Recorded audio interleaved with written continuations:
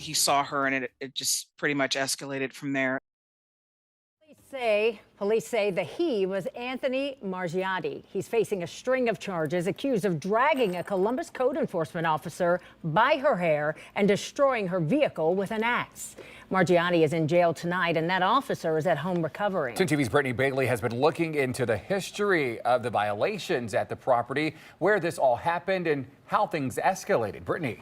Well, Andrew and Yolanda, today we found it's not just the property that has a history of violations. The owner has a lengthy criminal past as well. Right now, there is an open court case tied to that property with a hearing set for Monday. And that sets the stage for the attack that happened just yesterday. This was the property on Ashburton Road on this rainy Friday, quiet and empty. And that's exactly how a Columbus code enforcement officer expected to find it on Thursday. She thought it was vacant because it's been vacant. But it was not. Court records show the owner, Anthony Margiotti, was there and apparently did not like that the officer was there as well. He's accused of dragging her by her hair back to her vehicle, all while holding an axe, which he then used to destroy that vehicle. She managed to get away and call 911.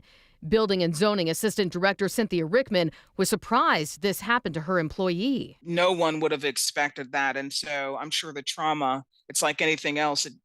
Sometimes it doesn't hit you then, it hits you later. Margiotti is now facing several charges, including criminal damaging, kidnapping, and harassment. That one for reportedly spitting in the face of an arresting officer. Extremely thankful and grateful that the situation didn't, while it was somewhat physical, but it could have been worse. And so that's obviously a rarity in terms of that sort of thing. That code enforcement officer was alone on that call, which city leaders say is normal given the workload. The department responds to an average of 25 to 30,000 complaints every year. We do have a good relationship with CPD and in some of our toughest and challenging neighborhoods. That there's a liaison officer that they could reach out to let them know I'm in the neighborhood and I'm working in such and such an area. And so they always know. This particular property has been a problem since 2020 and is tied to a pending court case. That's why the officer was there on Thursday to take more pictures and gather more evidence for a Monday hearing.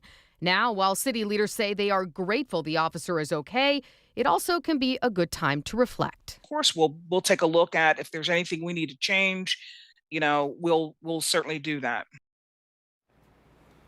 Now, we are told that code enforcement officer is at home but doing okay. Meanwhile, Margiotti is due in court tomorrow morning.